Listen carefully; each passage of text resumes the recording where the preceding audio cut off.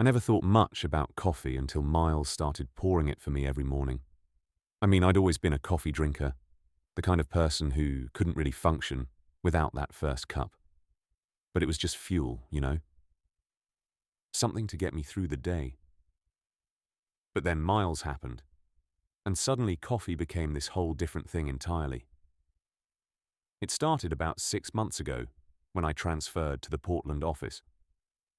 I'm Reed, by the way, and I work in architectural design for a firm that does mostly commercial buildings. Nothing glamorous, but I like the work, the precision of it, the way everything has to fit together just right.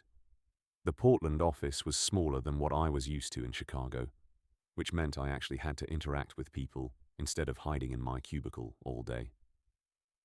That's where I met Miles.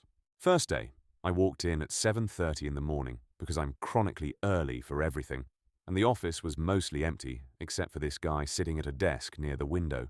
The morning light was hitting him in this way that made him look almost golden. And I remember thinking that was a weird thing to notice about a coworker. He had dark hair that was slightly too long, falling into his eyes as he hunched over his laptop, and he was wearing this faded blue Henley that looked soft and lived in.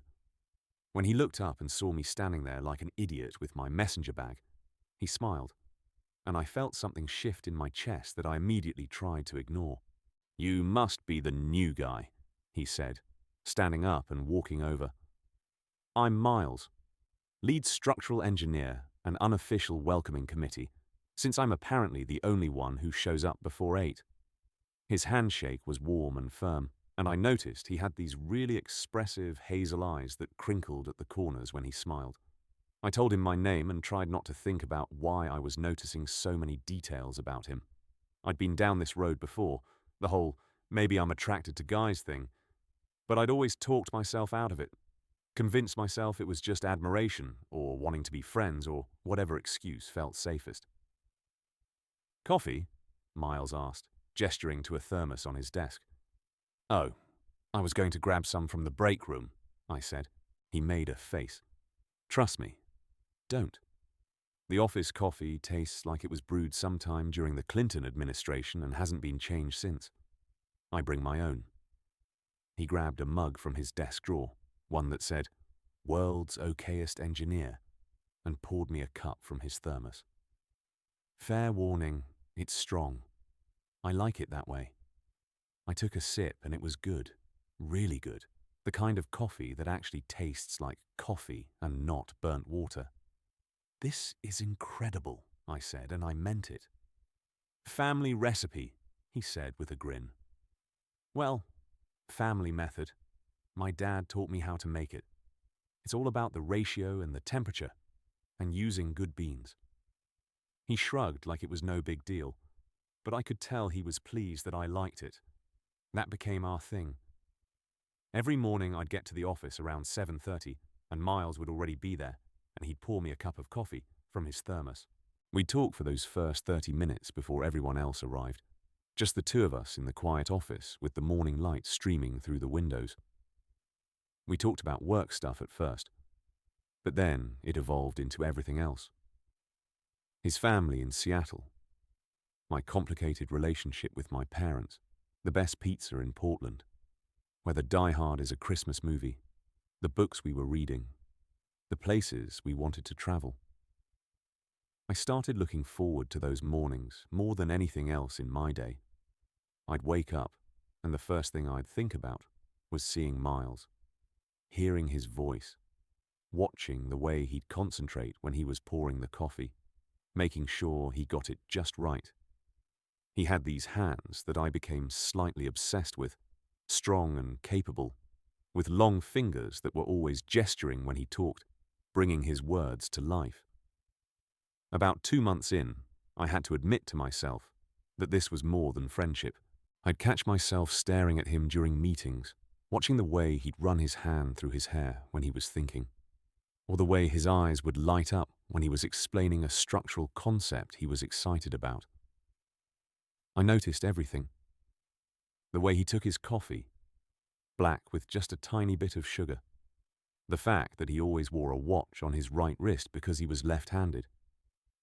How he'd bite his lower lip when he was concentrating on something difficult. The small scar above his left eyebrow that he got falling off his bike when he was 10. I was falling for him, and it terrified me. I'd never really let myself go there before.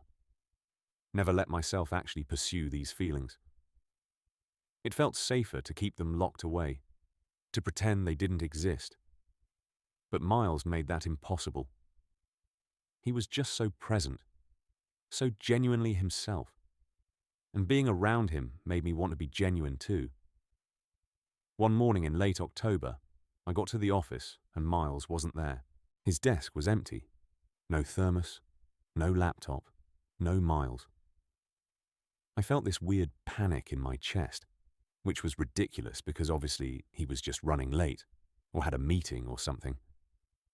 I made myself some of the terrible office coffee and tried to focus on work, but I kept glancing at his empty desk. He showed up around 9, looking exhausted, his hair messy like he'd been running his hands through it all morning. "Sorry," he said, dropping into his chair. "Family stuff.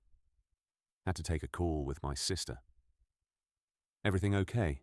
I asked, walking over to his desk with my awful coffee. He looked up at me and there was something vulnerable in his expression, something raw. "My dad's sick. Cancer. They just found out." His voice cracked a little on the last word. I didn't think. I just acted. I set down my mug and pulled him into a hug. He tensed for a second, then relaxed into it, and I could feel him shaking slightly. We stood there in the middle of the office, holding each other, and it felt like the most natural thing in the world. He smelled like coffee and cedar, and something uniquely him. And I wanted to memorize it, to keep this moment somehow. "I'm sorry," I said quietly. "That's really scary." "Yeah," he breathed against my shoulder. "Yeah, it is." After that, things shifted between us. Not dramatically, but subtly. The touches became more frequent. His hand on my shoulder when he was looking at something on my computer screen. My hand on his back when I was reaching past him for a file. Our knees touching under the table during meetings. Each touch felt electric, charged with something unspoken. The morning coffees continued, but they became even more important. A ritual that grounded both of us. Miles started opening up more about his dad, about his fear of losing him, about feeling helpless, being so far away. I listened and tried to be there for him in whatever way he needed. Some mornings we barely talked, just sat in comfortable silence, drinking our coffee and existing in the same space. Other mornings, he'd talk for the full 30 minutes, and I'd just listen, watching his face, wanting to take away his pain. I realized I was in love with him on a random Tuesday in November.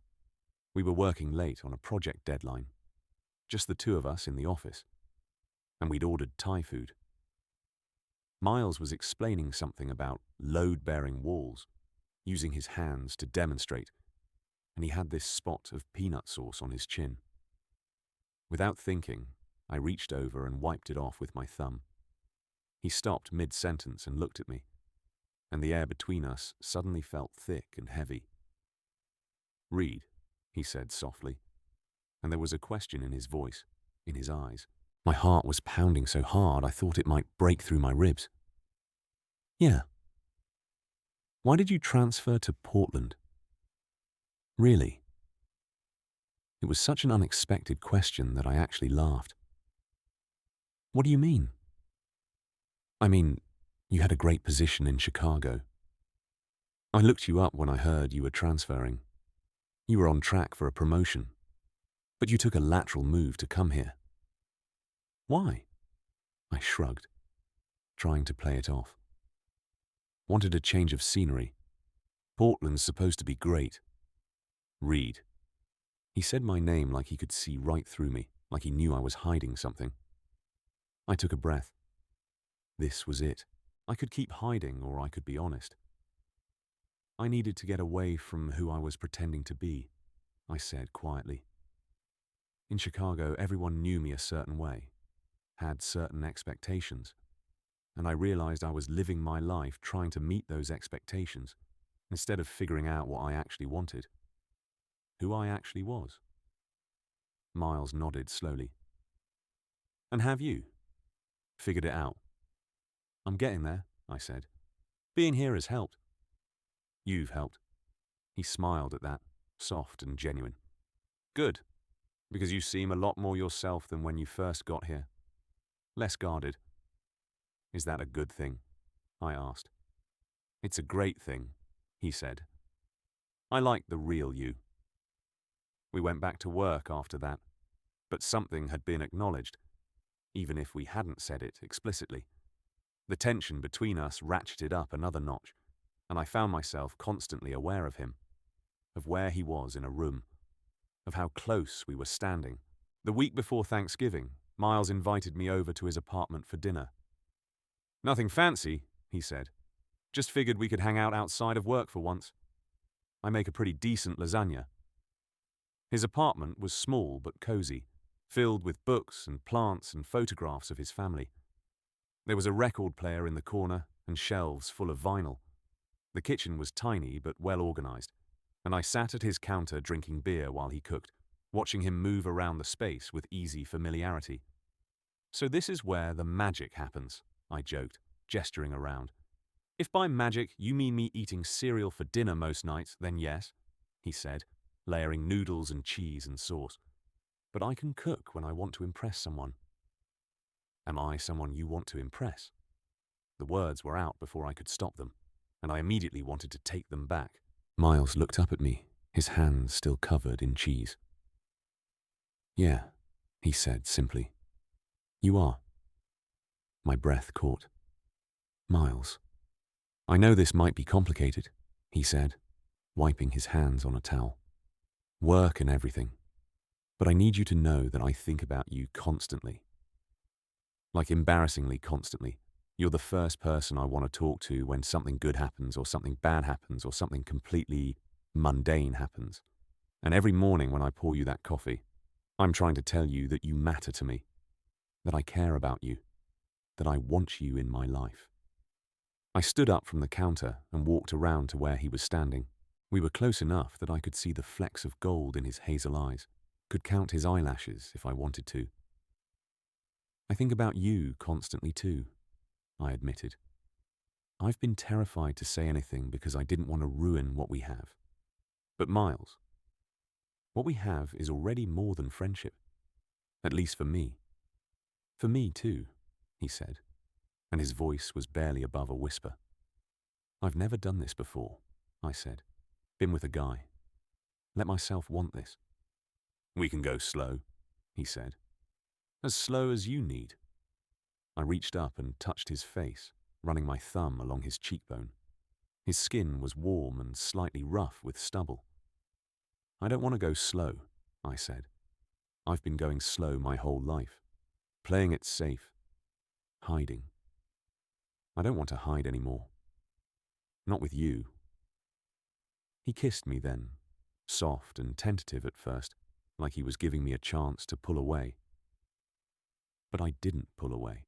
I leaned in, threading my fingers through his hair, kissing him back with everything I'd been holding inside for months. He tasted like beer and possibility. And when he wrapped his arms around me, pulling me closer, I felt like I was finally home. We ended up eating the lasagna at midnight, sitting on his couch with our legs tangled together, talking about everything and nothing. He told me about coming out to his family when he was 19, how terrified he'd been, how his dad had hugged him and told him nothing would ever change how much he loved him. I told him about growing up in a small conservative town, about learning early on to hide anything that made me different, about the internalized shame I was still working through. You're so brave, he said, running his fingers through my hair. I don't feel brave, I admitted. Bravery isn't about not being scared. It's about doing the thing even though you're terrified. And you're doing it. You're letting yourself be seen. That takes incredible courage. I kissed him again, because I didn't have words for what I was feeling. He made me want to be brave, made me believe I could be. We started dating officially after that, though we kept it quiet at work for a while. Not because we were ashamed, but because we wanted to keep it ours for a bit. Something precious and private before it became office gossip. The morning coffees continued, but now they felt charged with shared secrets, with the memory of how he'd kissed me goodbye that morning before we left his apartment, with the knowledge that I'd be going back to his place that night. His dad's cancer treatment was ongoing, and Miles flew back to Seattle every few weeks to be with his family. I went with him for Thanksgiving, nervous as hell to meet his parents under these circumstances, but his family was warm and welcoming, and his dad, despite being weak from chemo, hugged me tight and thanked me for making his son smile again. "He talks about you constantly," his mom told me while we were doing dishes. "Read this, read that. I haven't seen him this happy in a long time." "He makes me happy too," I said, and it felt good to say it out loud, to claim it. Christmas was hard because Miles's dad took a turn for the worse, and Miles spent 2 weeks in Seattle, basically living at the hospital. We talked every night on the phone, and I tried to be supportive from a distance, but I felt useless. I wanted to be there, to hold him, to make it better somehow. When he finally came back to Portland in early January, he looked exhausted and heartbroken.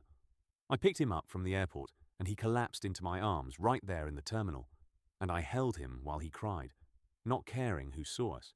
"He's doing better," Miles said when he could talk again. "The treatment is working. But God, Reed, I thought we were going to lose him." "I know," I said, stroking his hair. "I'm so sorry you had to go through that." "I kept thinking about you," he admitted, "when it was really bad. When I was sitting in that hospital room watching him sleep, I'd think about you, and it would make it bearable, knowing I had you to come back to." "Is that weird?" "No," I said. "It's not weird. It's love." He pulled back and looked at me, his eyes red-rimmed and searching. "Say that again." "It's love," I repeated, more confidently this time. "I love you, Miles. I'm in love with you." His smile was like the sun breaking through clouds. "I love you too. I've been wanting to say it for weeks, but the timing never felt right. And then everything with my dad happened, and I love you, Reed. So much." We kissed right there in the airport, and I didn't care who saw us. Didn't care about anything except the feeling of him in my arms and the knowledge that he loved me back. Things weren't perfect after that. Life isn't perfect. Miles still worried about his dad. I still struggled sometimes with internalized homophobia, with the voice in my head that said I was wrong or broken or too much. We had fights about stupid things, learned each other's annoying habits, navigated the complexities of being in a relationship while working together. But every morning, Miles poured me coffee from his thermos. That never changed. Even on the mornings we were fighting, even on the mornings when one of us had barely slept, even on the mornings when life felt overwhelming, he'd pour that coffee and hand it to me. And it felt like a promise, a reminder that we were in this together. We eventually told people at work, and it was mostly fine. A few awkward comments, some knowing looks, but nothing terrible. Our boss was cool about it, as long as it didn't affect our work, which it didn't. If anything, we worked better together, understanding each other's processes and strengths. On our 1-year anniversary, Miles gave me a thermos identical to his. "So you can make your own coffee," he said with a grin. "I'm teaching you the family recipe. You're stuck with me now." "I don't want my own coffee," I protested. "I like when you make it for me." "I know," he said. But now we can take turns, sharing the ritual instead of me always being the one doing it. Partnership, right? He taught me how to make the coffee exactly the way his dad had taught him, walking me through each step, his hands covering mine as we measured the grounds. It took me a few tries to get it right, but when I finally did, when I poured him a cup and he took a sip and smiled and said it was perfect, I felt like I'd accomplished something important. We still work at the same office. We moved in together last month into a bigger apartment with room for both our stuff and a kitchen big enough for us to cook together. His dad is in remission, which feels like a miracle. We visit Seattle once a month, and his family has become my family in a way my own family never really was. Every morning we still have our coffee ritual. Sometimes he makes it. Sometimes I make it. Sometimes we make it together. We sit at our tiny kitchen table, or on the couch, or sometimes still in the office before everyone else arrives. And we drink our coffee and talk about our days and our dreams and our fears. It's such a small thing, really. Just coffee. But it's also everything. It's how we started. It's how we show up for each other every single day. It's love in its most practical, most consistent form. I never thought much about coffee until Miles started pouring it for me every morning. But now I can't imagine my life without it, without him, without this ritual that reminds me every day that I'm loved, that I'm seen, that I'm home. Sometimes the biggest love stories start with the smallest gestures. Sometimes all it takes is someone caring enough to share their coffee with you, to make sure you're taken care of, to show up every single morning without fail. That's what Miles did for me. He showed up every day with his thermos and his smile and his patient, steady love. And he taught me that I was worthy of being loved exactly as I am. And now I get to spend the rest of my life showing up for him the same way, one cup of coffee at a time.